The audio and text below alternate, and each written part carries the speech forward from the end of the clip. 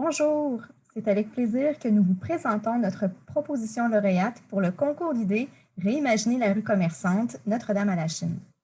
Stéphanie Leduc, designer de l'environnement, cofondatrice de l'atelier de design En temps et lieu, et moi-même, Caroline Kelly-Doré, designer urbain de la firme Zaraté Lavigne Architecte, nous allons vous accompagner tout au long de cette belle découverte. Notre équipe interdisciplinaire derrière notre proposition intitulée Merci de bien vouloir flâner se complète par Maxime Brosseau, architecte, et Virginie Douin, designer, tous deux chez Zaraté Lavigne. On compte également Tristan Morissette, designer de l'environnement, et Greg Novak, concepteur visuel.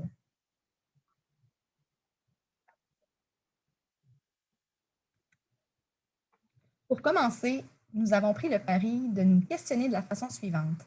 Et si réimaginer la rue commerçante de Notre-Dame était de renouer avec l'esprit de noyau villageois ou de redéfinir le rapport au temps? Est-ce que le parvis commerçant peut être occupé autrement? Pour mieux y répondre, nous avons choisi de remonter à son passé industriel.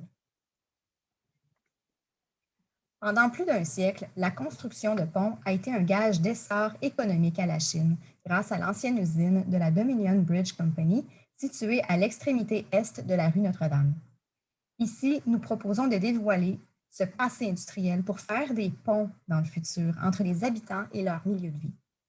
Pour notre proposition d'animer la rue commerçante, nous nous sommes inspirés du concept de pont. Alors, à gauche, nous vous montrons des images d'inspiration, comme l'ancienne usine de fabrication, une structure de pont existant réalisée par cette usine et la murale de locomotive située au parc de la 11e avenue et de Notre-Dame, qui symbolise ce passé. À droite, on aperçoit trois principes tirés de notre concept. Le premier principe est de faire des ponts sur la rue Notre-Dame. Dans le passé, les ponts ont contribué à bâtir le quartier au début du 20e siècle. Donc, on souhaite dans l'avenir que cette capacité à faire des ponts se maintienne dans la construction du nouveau Notre-Dame. Notre deuxième principe est de laisser couler l'eau sous les ponts. On veut que la rue ait un lien écologique avec l'eau en vue d'alimenter en eau de pluie les appareils des bâtiments sur Notre-Dame. Ça rappelle aussi la proximité avec le fleuve Saint-Laurent. Laisser couler l'eau sous les ponts, c'est une expression qu'on a tous entendue au moins une fois dans notre vie et qui fait référence à la notion du temps. Enfin, le troisième principe est de flâner sur et sous les ponts. Ici, on propose de créer de nouveaux ponts à travers Notre-Dame et de ralentir le temps. Ainsi, les ponts serviront à flâner d'une rive à l'autre, à redécouvrir les commerces.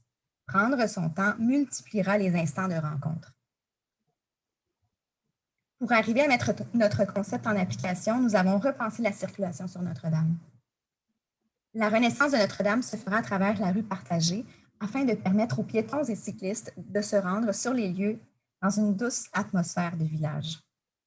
Entre la 18e et la 6e avenue, la circulation se fera en sens unique vers l'est et sera dédiée aux modes de déplacement actifs comme l'autobus. Les voitures auront également la possibilité d'y circuler et d'y flâner. La vitesse sera de 20 km/h. Nous privilégions un circuit d'autobus en boucle vers l'est sur Notre-Dame et vers l'ouest sur Saint-Louis. Le futur tramway pourra s'implanter le long de la rue Victoria. Nous proposons de revitaliser le quartier par la réappropriation de l'espace public et du parvis commerçant pour inviter les gens à prendre le temps. La configuration générale de l'espace public sera aménagée avec la nature en ville. Alors, notre proposition se décline en 3 zones: la cueillette, la festive et la dernière, la flânerie. Entre les 19e et 17e avenues, débute le parcours avec la zone de la cueillette agissant comme porte d'entrée du secteur. Le bâtiment du marché public actuel sera agrandi vers la rue Notre-Dame et pourra aussi accueillir le nouvel espace public extérieur, kiosque et rassemblement. Le toit du bâtiment sera occupé par un grand potager urbain dont on pourra observer l'évolution à partir de la terrasse juste à côté. Ce geste de végétalisation pourrait être le point de départ d'une série de jardins sur les toits tout au long de l'artère commerciale. Un pont structural piétonnier vient traverser la rive de la rue Notre-Dame, donnant accès au toit. La structure vient ainsi affirmer la signalétique identitaire des lieux.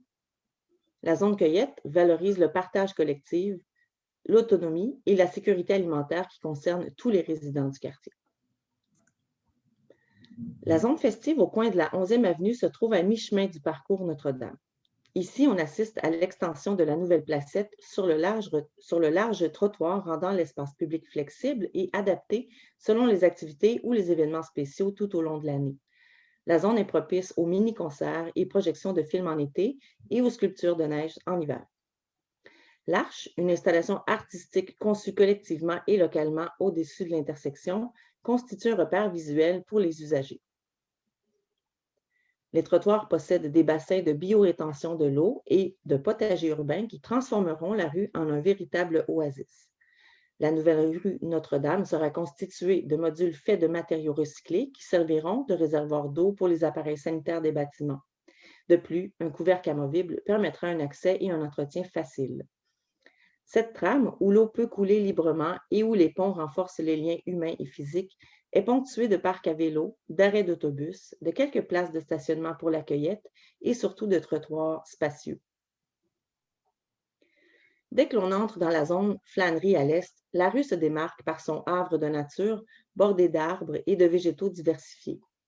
Son pavé de motifs triangulaires bicolores au sol est indicateur de ralentissement. Que ce soit pour magasiner, s'installer paisiblement sur une terrasse, s'allonger dans un hamac urbain ou pour que les enfants glissent sur la neige compactée en hiver, le nouveau mot d'ordre est flâner. En empruntant le mobilier, on se pose, on se laisse bercer par les discussions des passants. L'aménagement de l'intersection à la 6e avenue propose de poursuivre la flânerie vers le futur écoquartier La Chine-Est. Repenser nos modes de magasinage aura un grand impact sur notre rapport au temps. De plus, aujourd'hui plus que jamais, on cherche à vivre son quartier. En intervenant sur l'interface du trottoir, on offre de meilleures possibilités aux commerçants en termes d'accessibilité. Nous proposons 3 types d'espaces entre le commerce et la rue. Il y a d'abord la zone hors obstacle qui permet aux gens de se déplacer d'un point A à un point B, qu'ils soient à pied, en poussette ou à mobilité réduite. Ensuite, la zone terrassée, on offre la possibilité au commerce de prolonger ses activités sur l'espace public. Ceci permet de créer de meilleurs liens avec les commerçants. Les clients peuvent attendre leur commande, prendre un café ou magasiner en ligne. Le magasinage se vit comme une expérience positive.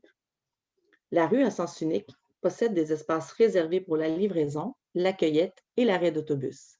Quant à la zone flânerie, elle crée un espace pour faire le plein d'oxygène durant nos journées bien remplies et permet de se rassembler. Les citoyens qui gravitent autour de ces petits oasis sont invités à renouer avec la nature et l'eau. Dans ce lieu naturel, la réutilisation des matériaux de l'ancienne usine sublimera l'histoire de l'émancipation de ce quartier en insufflant une nouvelle vie à son métal industriel par la création de nouveaux aménagements urbains.